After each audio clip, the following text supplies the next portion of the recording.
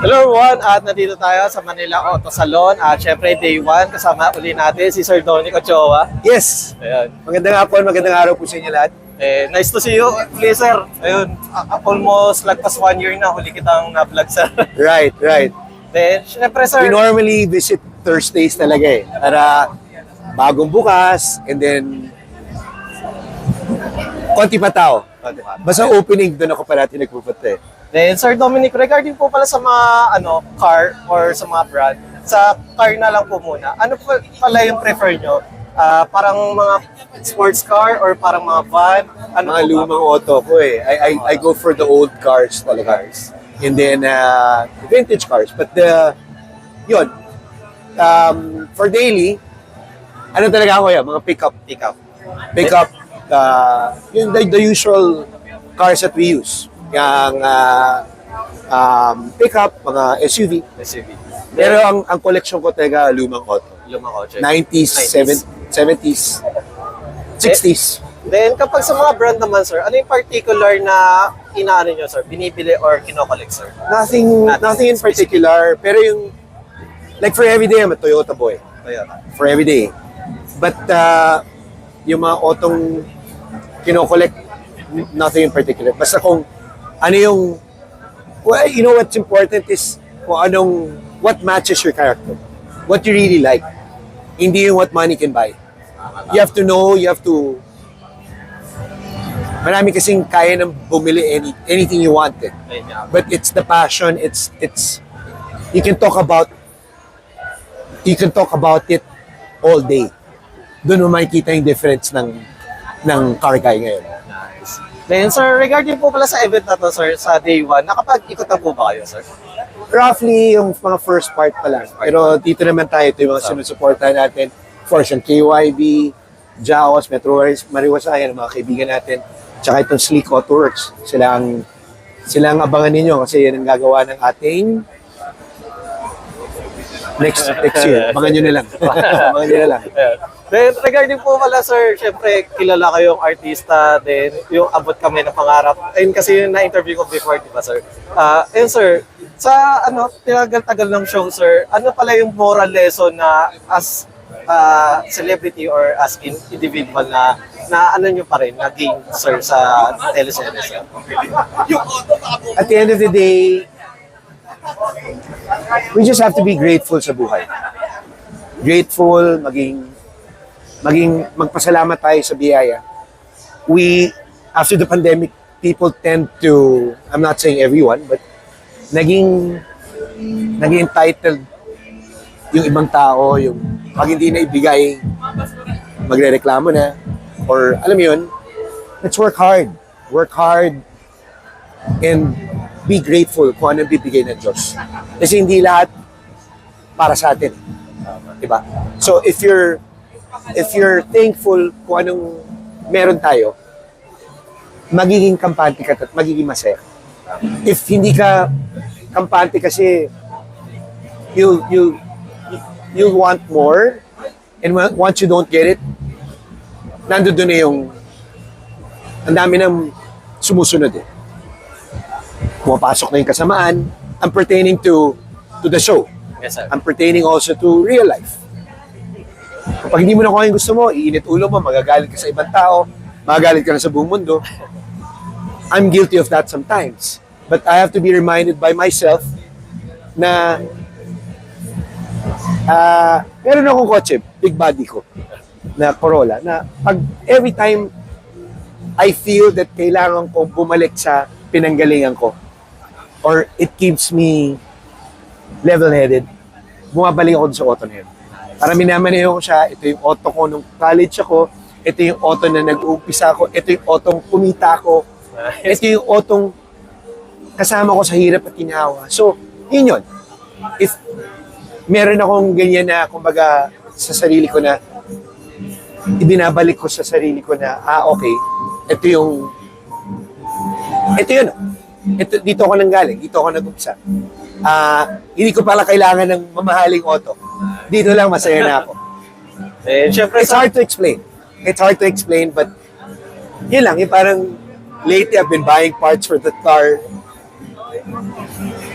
malaking kaligayahan na bibigyan niya sa akin. Simple joys. Doesn't have to be expensive. But paminsan, nakakatuwa yung nangungulekta ka ng pyesa para pag pinagawa mo, kompleto ka na. Alam mo yun, yung ganun lang naman. And sir, regarding pala doon sa Corolla nyo, sir, nag-long ride, long drive na rin po kayo. Gagamit, lahat ng kotse ko ginagamit ko na malayuan. Everything from everyday car to... And I drive. Wala naman akong driver. So, talagang yan ang kaligayahan ko. And syempre, sir, malapit na magpasko. Ano pala yung wini-wish nyo this coming 2024, sir?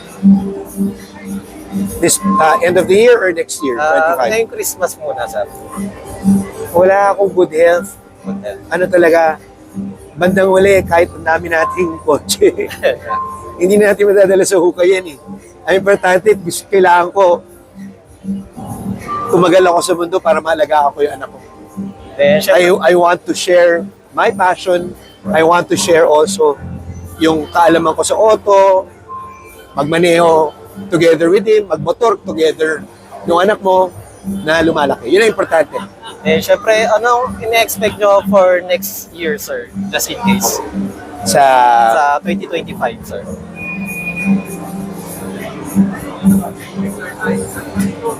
Lord na bahala.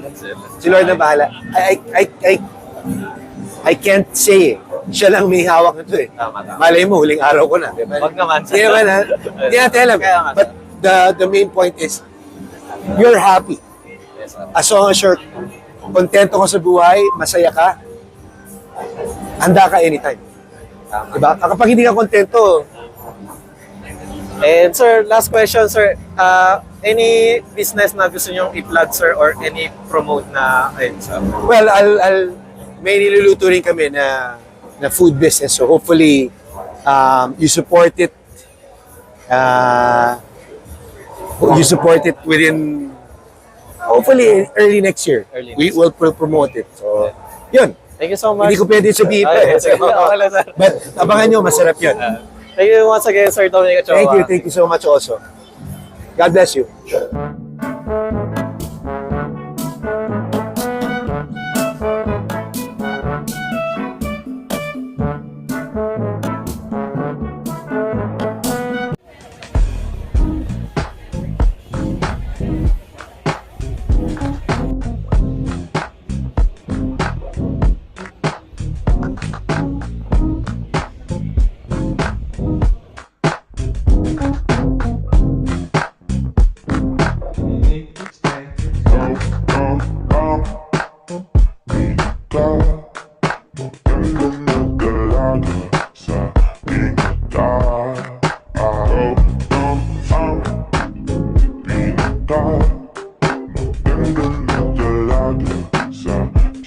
Flashback. Hello everyone, at ngayon ay day 4 ng PhilConstruct. At syempre November 10, 2024, kasama natin si Ma'am Mika.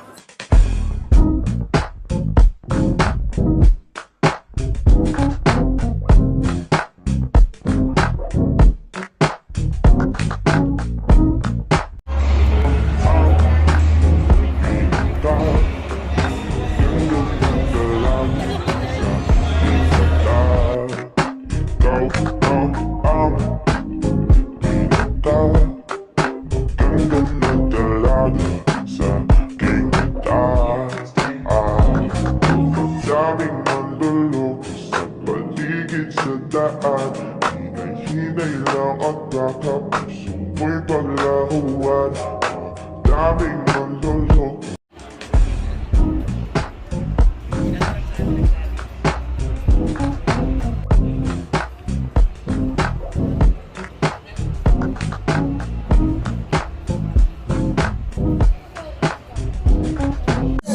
Hello everyone, at nandito tayo sa PhilConstruct at day 1. Kasama natin si Ma'am Hazel.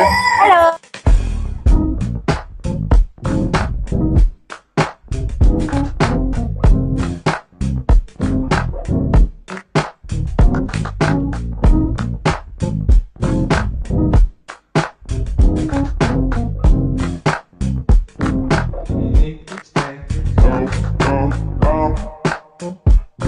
Daming manlulok sa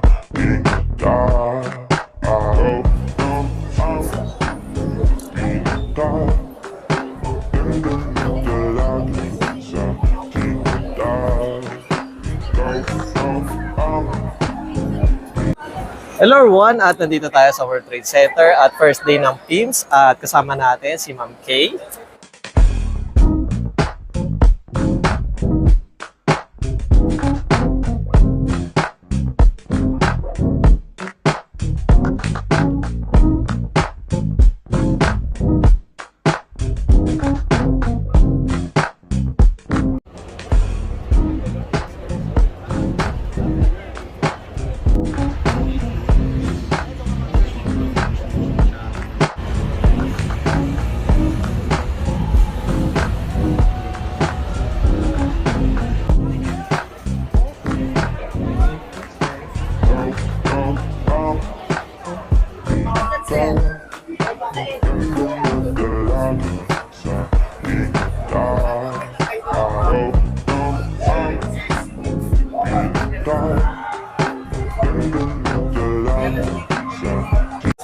Hello everyone, at nandito tayo sa World Trade Center at day 4 na ng PIMS at kasama natin si Ma'am Tanya.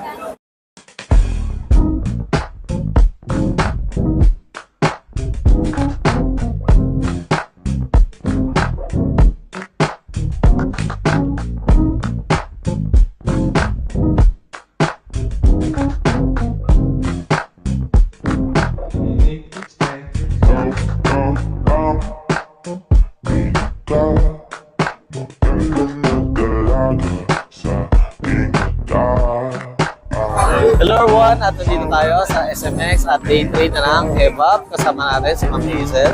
End of flashback. Hi guys, please like and subscribe to Alex Pangilinan. Hi everyone, please like and share and subscribe Alexander Pangilinan. Subscribe Alex Pangilinan's YouTube channel.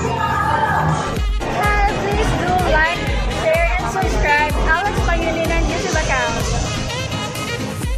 Please follow and watch Alex Pangilinan YouTube channel. Hi guys! You can follow, subscribe, and like Alex Pangilinan's YouTube channel. Thank you! Alex Pangilinan, please like, share and subscribe.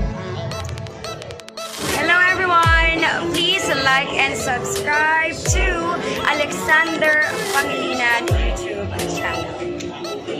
Hi, please like and share, subscribe Alex Pangilinan YT. Thank you! Hello mga biyaheros, kung bitin pa kayo sa aming regular episode, meron tayong mga shorties, meron din tayong bloopers, question and answer, at kung ano-ano pa. Just click, click, click.